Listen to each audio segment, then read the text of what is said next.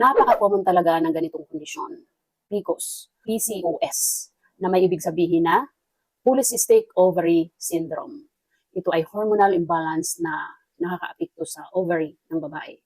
Karaniwang sintomas: irregular menstruation, matagal bago datnan, hirap magbuntis, pagbabago ng mood, anxiety, labis na acne or pimples, pagtaas ng timbang, pananakit ng puson, balakang, at paglalagas ng buhok or pagdami ng buhok sa ibang parte ng katawan.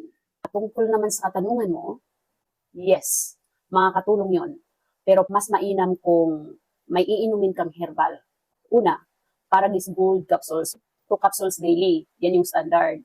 Isa sa umaga, isa sa gabi. Pero kung may iniindang kondisyon, tulad niyan, pwedeng i-adjust. 2 capsules sa umaga, 2 capsules sa gabi. Or 3 times a day, 2 capsules. Itong product na tinatanong mo sa comment, Bituon Herbal Oil. Pinapahid, tinatapal ito sa puson. May instruction ang buti kung paano siya gamitin. Magkakonsulta pa rin. Ang mga herbal ay tulong, hindi gamot para sa anumang sakit. Ang official, legit link ay nasa yellow basket.